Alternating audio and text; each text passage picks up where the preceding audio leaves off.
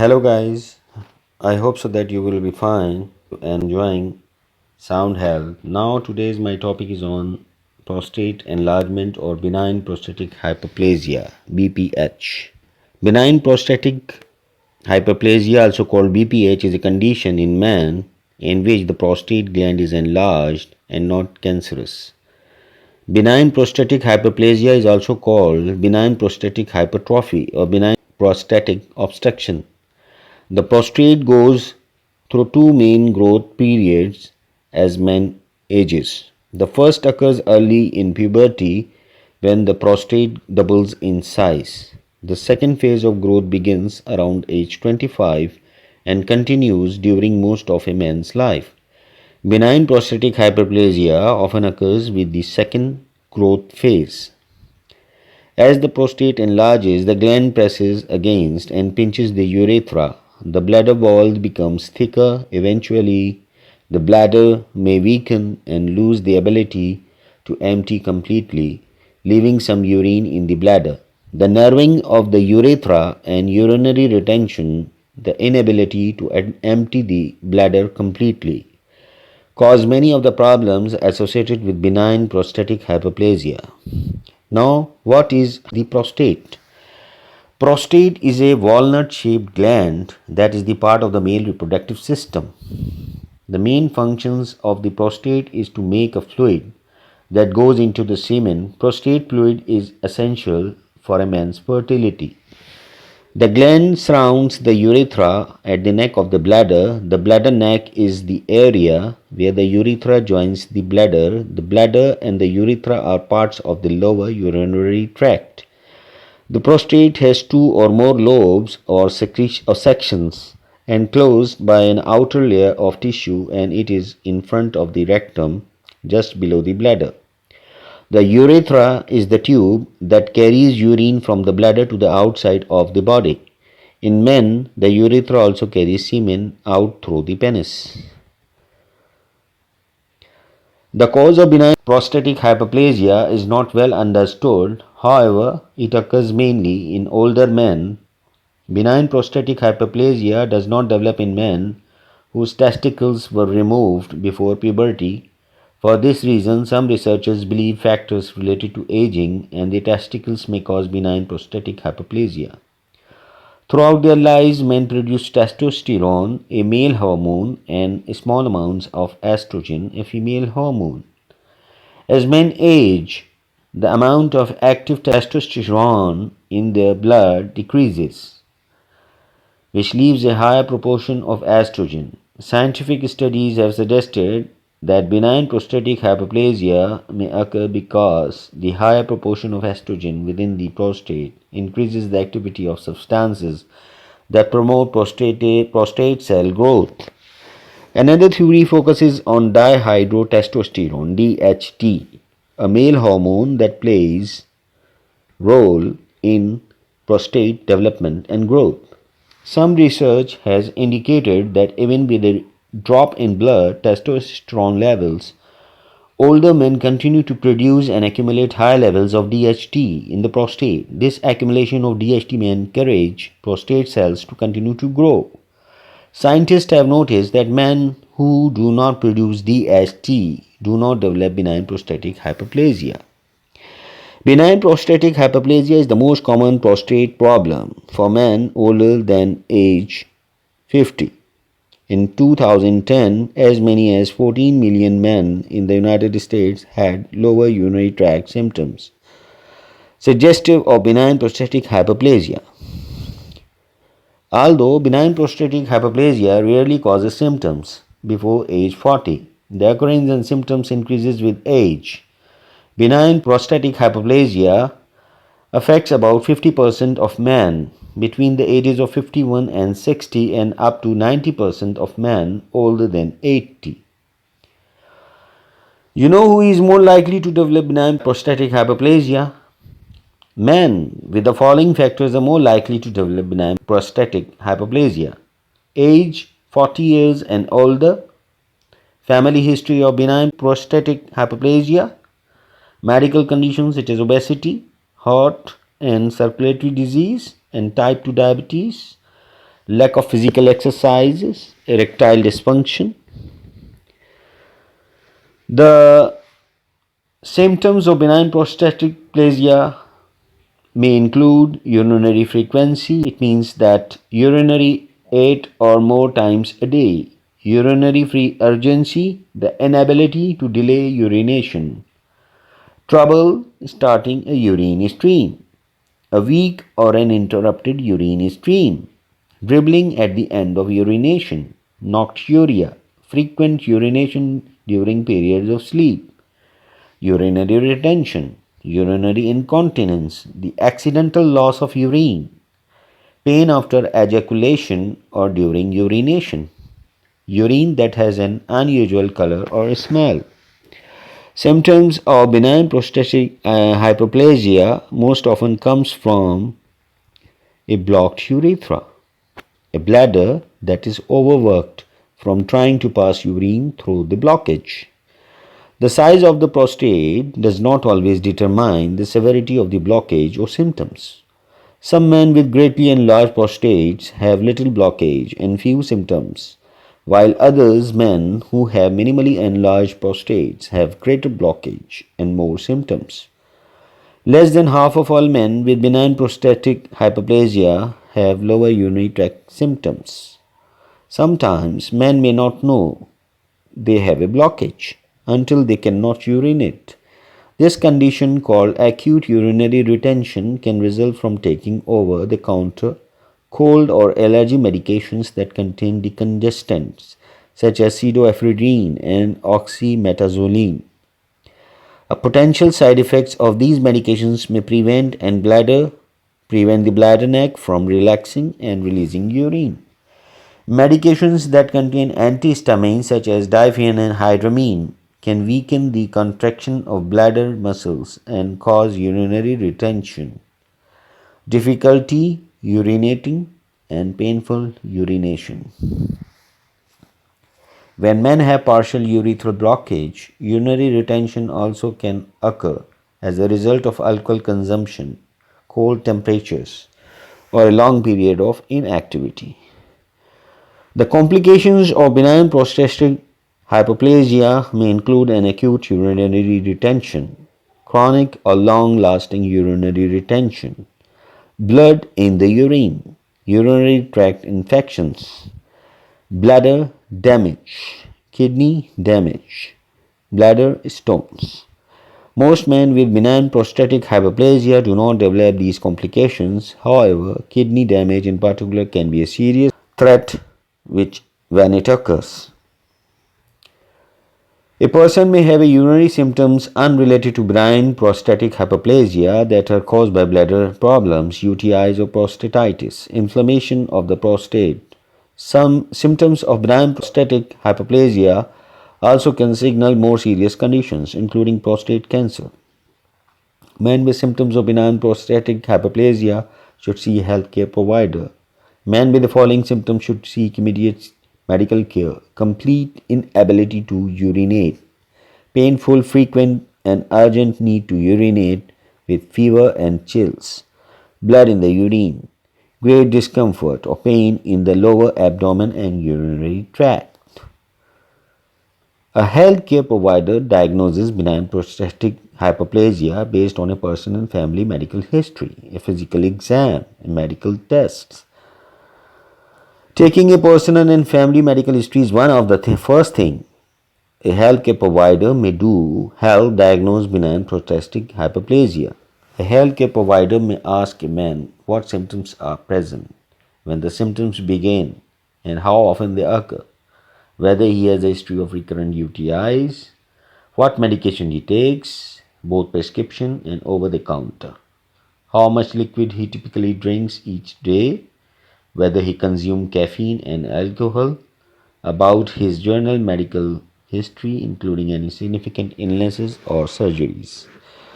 And a physical exam may help diagnose benign prostatic hyperplasia. During a physical exam, a healthcare provider most often examines a patient's body, which can include checking for a discharge from the urethra, enlarged or tender lymph nodes in the groin, or a swollen or tender scrotum, taps on specific areas of the patient's body, perform a digital rectal exam.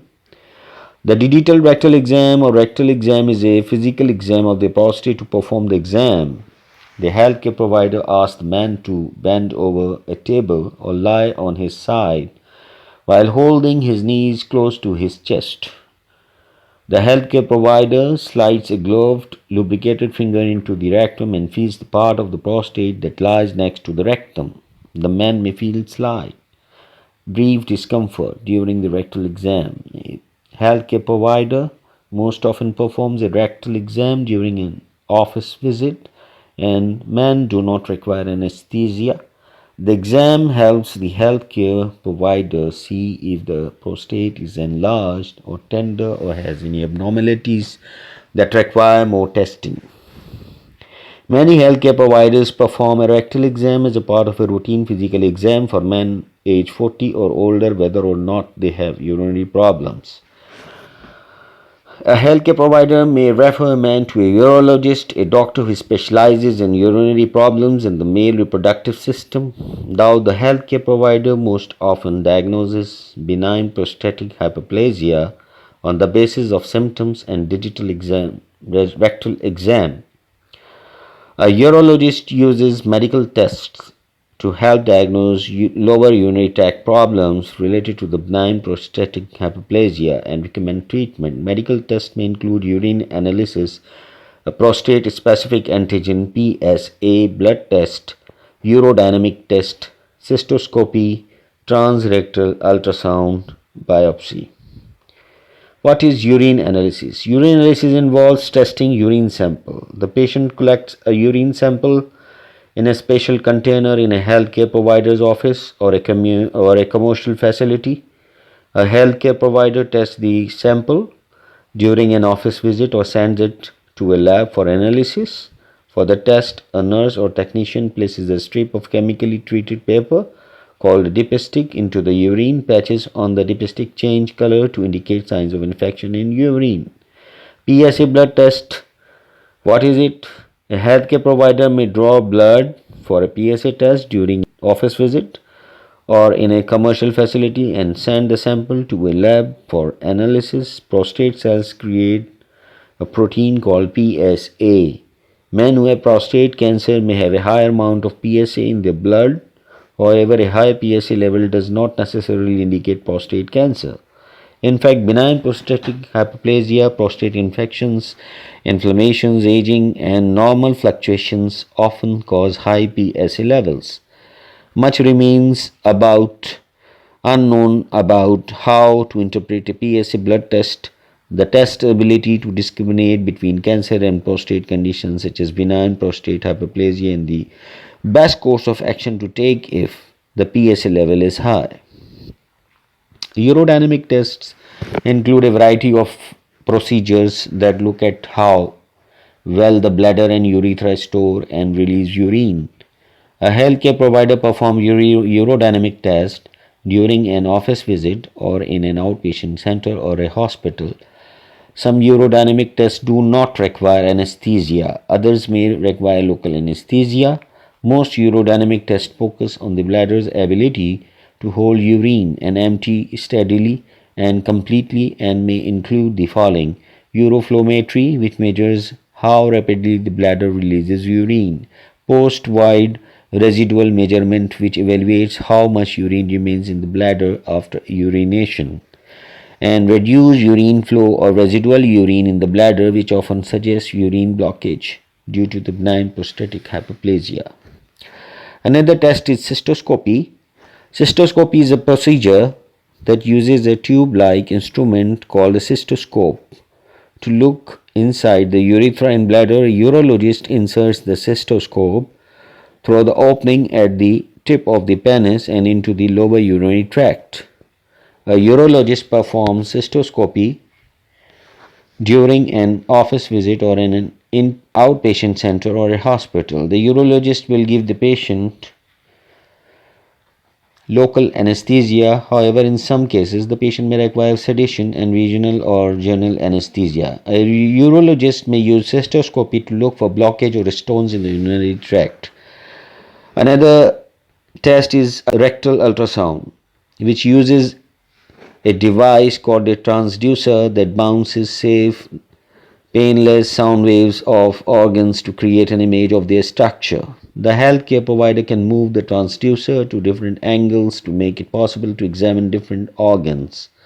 A specially trained technician performs the procedure in a healthcare provider office, an outpatient center, or a hospital, and a radiologist, a doctor who specializes in medical imaging, interprets the images. The patient does not require anesthesia. Urologist most often uses transrectal ultrasound to examine the prostate. In a transrectal ultrasound, the technician inserts a transducer slightly larger than a pen into the man's rectum next to the prostate. The ultrasound image shows the size of the prostate and any abnormalities such as tumors. Transrectal ultrasound cannot reliably diagnose prostate cancer. Biopsy is a procedure that involves taking a small pieces of prostate tissue for examination with a microscope.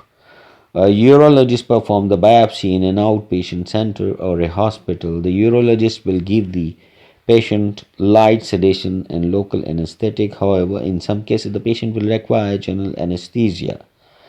The urologist uses imaging techniques such as ultrasound, a computerized tomography scan, or magnetic resonance imaging to guide the biopsy needle into the prostate. A pathologist, a doctor who specializes in examining tissues to diagnose diseases, examines the prostate tissue in a lab. The test can show whether prostate cancer is present. Treatment options for benign prostatic hyperplasia may include lifestyle changes, medications, minimally invasive procedures, surgery. A healthcare provider treats benign prostatic hyperplasia based on variety of symptoms, how much the symptoms affects a man's daily life and a man's preferences. Men may not need treatment for a mildly enlarged prostate unless their symptoms are bothersome and affecting their quality of life. In these cases, instead of treatment, a urologist may recommend regular checkups. If benign prostatic hyperplasia symptoms becomes bothersome or present a health risk, a urologist most often recommends treatment. A healthcare provider may recommend lifestyle changes for men whose symptoms are mild or slightly bothersome. Lifestyle changes can include reducing intake of fluids, liquids, particularly before going out in public or before going periods of sleep, avoiding or reducing intake of caffeinated beverages and alcohol, avoiding or monitoring the use of medications such as decongestants, antihistamines, antidepressants, and diuretics, training the bladder to hold more urine for longer periods, exercising pelvic floor muscles, preventing or treating constipation. What the medications we using? A healthcare provider or urologist may prescribe medications that stop the growth or shrink the prostate or reduce symptoms associated with benign prostatic hyperplasia. These include alpha blockers, phosphodiesterase 5 inhibitors, 5-alpha reductase inhibitors, combination medications. In alpha blockers, we have tazobacines by the name Hytrin, doxazocin, Cadiora, tamsulosin, Flomax, L-fluoxetine, Urozetrol, and Silodosin, Rapaflo. Phosphodiesterase 5 inhibitors, urologists prescribe these medications mainly for erectile dysfunction. Tadalafil, Cialis belongs to this class of medications and can reduce lower urinary tract symptoms by relaxing smooth muscles in the lower urinary tract. And researchers are working to determine the role of erectile dysfunction drugs in the long-term treatment of benign prostatic hyperplasia. 5-alpha reductase, these medications block the production of DHT, which accumulates in the prostate and may cause prostate growth, and include finasteride, Proscar, and dutasteride, Avodart. These medications can prevent progression of prostate growth or actually shrink the prostate in some men. Finasteride and dutasteride act more slowly than alpha blockers and are useful for only moderately enlarged prostates. Combination medications such as the medical therapy for prostatic symptoms (MTOPS) studies have shown that combining two classes of medications instead of using just one can more effectively improve symptoms, urinary flow, and quality of life. These combinations include finasteride and doxazosin, dutasteride and tamsulosin, a combination of both medications that is available in a single tablet, and alpha blockers and antimuscarinics. A urologist may prescribe a combination of alpha blockers and antimuscarinics for patients with overactive bladder symptoms. Overactive bladder is a condition in which the bladder muscles contract uncontrollably and cause urinary frequency, urinary urgency, and urinary incontinence. Antimuscarinics are a class of medication that relax the bladder muscles.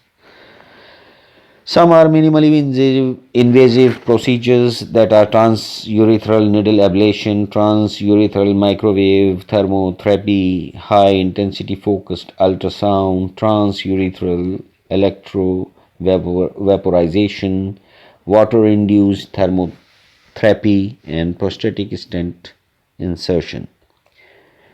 Minimally invasive procedures can destroy enlarge prostate tissue or widen the urethra, which can help relieve blockage and urinary retention caused by benign prostatic hyperplasia.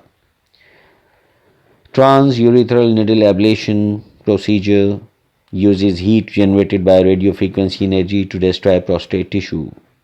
A urologist inserts a cystoscope through the urethra to the prostate. A urologist then inserts small needles through the end of the cystoscope into the prostate. The needles send radiofrequency energy that heats and destroys selected portions of prostate tissues. Shields protect the urethra from heat damage. Transurethral microwave thermotherapy is a procedure that uses microwaves to destroy prostate tissue.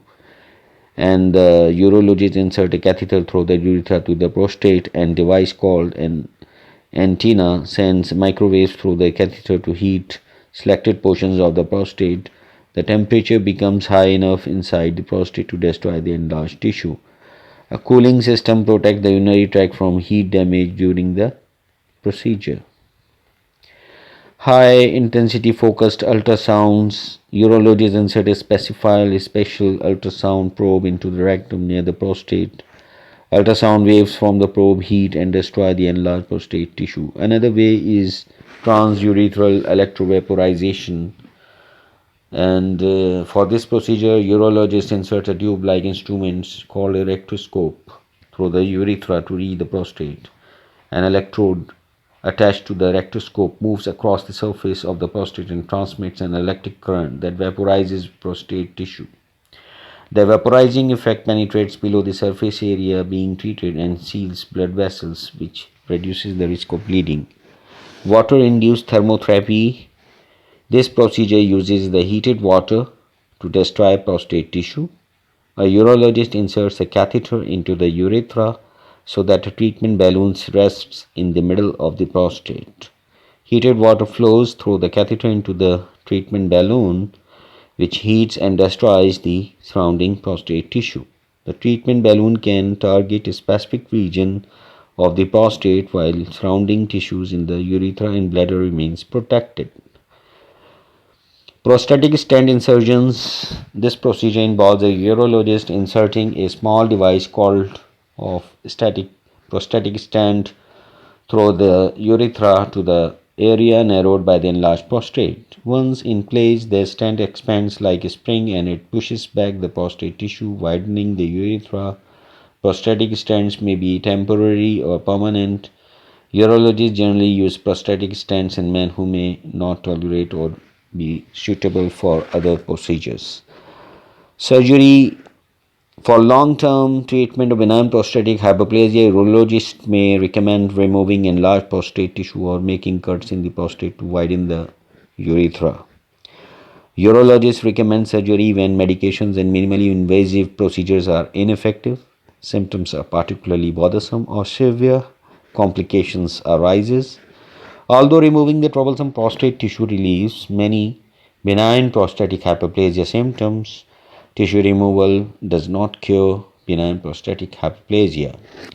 Surgery procedures which are used to remove enlarged prostate include transurethral resection of the prostate TURP, laser surgery, open prostatectomy, and transurethral incision of the prostate TUIP.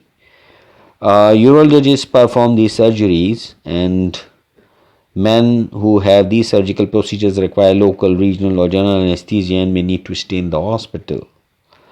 Some urologists prescribe antibiotics only when an infection occurs. And immediately after benign prostatic hyperplasia surgery, urologist may insert a special catheter called a Foley's catheter through the opening of the penis to drain urine from the bladder into a drainage pouch. TURP is a procedure which is done by urologists, which inserts a rectoscope through the urethra to reach the prostate and cut pieces of enlarged prostate tissue with a wire loop. A special fluid carries the tissue pieces into the bladder and the urologist flushes them out at the end of the procedure.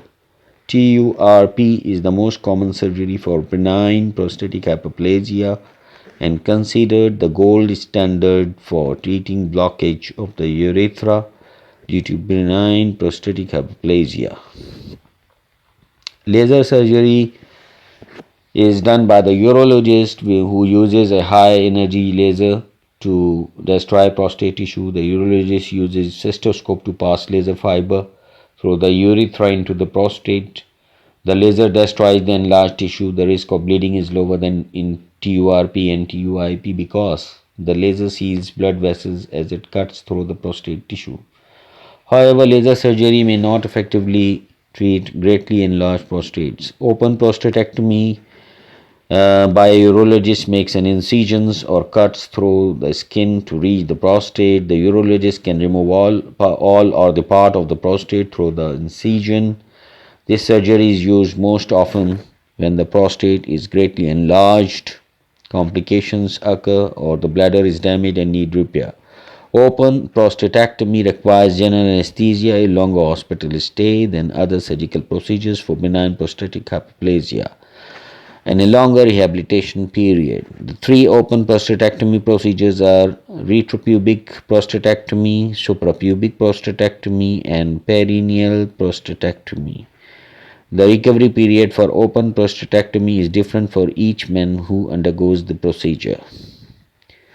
TUIP is a surgical procedure to widen the urethra, and the urologist inserts a cystoscope and an instrument that uses an electric current or a laser beam through the urethra to reach the prostate. The urologist widens the urethra by making a few small cuts in the prostate and in the bladder neck. Some urologists believe that TUIP gives the same relief as TURP, except with less risk of side effects. After surgery, the prostate, urethra, and surrounding tissues may be irritated and swollen, causing urinary retention. To prevent urinary retention, a urologist inserts a Foley's catheter to urine can drain freely out of the bladder. Foley's catheter has a balloon on the end that the urologist inserts into the bladder. Once the balloon is inside the bladder, the urologist fills it with sterile water to keep the catheter in place. Men who undergoes minimally invasive procedures may not need a Foley's catheter. The Foley's catheter most often remains in place for several days. Sometimes the Foley's catheter causes recurring, painful, difficult to control bladder spasms the day after surgery. However, these spasms will eventually stop. Urologists may prescribe medications to relax bladder muscles and prevent bladder spasms. These medications include oxybutynin chloride, ditropan, solifenacin, derifenacin, tolterodine, hyoscyamine, propenthyline, bromide, probenthine. What are the complications? And the complications depend on the type of treatment. Medications used to treat benign prostatic hyperplasia may have side effects that sometimes can be serious. Men who are prescribed medications to treat benign prostatic hyperplasia should discuss possible side effects with a healthcare provider. before taking the medications. Men who experience the following side effects should contact a healthcare provider, PHP, right away or get emergency medical care. Sometimes these uh, side effects are hives, rashes, itching, shortness of breath, rapid bounding or irregular heartbeat, painful erection of the penis that lasts for hours, swelling of the eyes, face, tongue, lips, throat, arms, hands, feet, ankles, lower legs, difficulty breathing or swallowing, chest pain, dizziness or fainting when standing up suddenly, sudden decrease or loss of vision, blurred vision, sudden decrease or loss of hearing, chest pain, dizziness or nausea during sexual activity. These side effects are most related to phosphodiesterase 5 inhibitors. Side effects related to alpha blockers include dizziness or fainting when standing up suddenly, decreased sexual drive, problems with ejaculation. Minimally invasive procedures have some complications, which may be UTIs, painful urination, difficulty urinating, any urgent or frequent need to urinate, urinary incontinence, blood in the urine for several days after the procedure, sexual dysfunction, chronic prostatitis, long lasting inflammation of the prostate, recurring problems such as urinary retention and UTIs. Most of the complications of the minimally invasive procedures go away within a few days or weeks. Minimally invasive procedures are less likely to have complications than surgery. And the surgery complications might include problems of urinating, urinary incontinence, bleeding and blood clots, infection, scar tissue, sexual dysfunction, recurring problems such as urinary retention and UTIs. And sexual dysfunctions. Some men may experience temporary problems with sexual functions after benign prostatic hyperplasia surgery. The length of time for restored sexual function depends on the type of benign prostatic hyperplasia surgery performed and how long symptoms were present before surgery. Many men have found that concerns about sexual function can interfere with sex as much as the benign prostatic hyperplasia surgery itself. Understanding the surgical procedure and talking about concerns with a healthcare provider before surgery often help men regain sexual function earlier. Many men find it helpful to talk with a counselor during the adjustment period after surgery, even though it can take a while for sexual function to fully return. With time, most men can enjoy sex again. Most healthcare providers agree that if men with benign prostatic hyperplasia were able to maintain an erection before surgery, they will probably be able to have erections afterwards. Surgery really causes a loss of erectile function. However, benign prostatic hyperplasia surgery most often cannot restore function that was lost before the procedure. Some men find a slight difference in the quality of orgasm after surgery. However, some report no difference. Prostate surgery may make men sterile or unable to father children by causing retrograde ejaculation.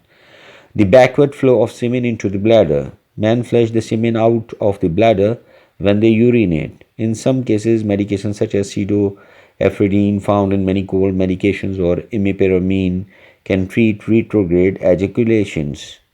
These medications improve muscle tone at the bladder neck and keep semen from entering the bladder. How can benign prostatic hyperplasia be prevented? Researchers have not found any way to prevent benign prostatic hyperplasia. Men with the risk factors for benign prostatic hyperplasia should talk with a healthcare provider about any lower urinary tract symptoms and the need for regular prostate exams. Men can get earlier treatment and minimize benign prostatic hyperplasia effects by recognizing lower urinary tract symptoms and identifying an enlarged prostate. Researchers have not found that eating, diet, and nutrition play a role in causing or preventing benign prostatic hyperplasia. However, a healthcare provider can give information about how changes in eating, diet, or nutrition could help with treatment. Men should talk with the healthcare provider or dietitian about what diet is right for them. Thank you very much for listening my video, and don't forget to subscribe my channel. Thank you very much. Have a wonderful day.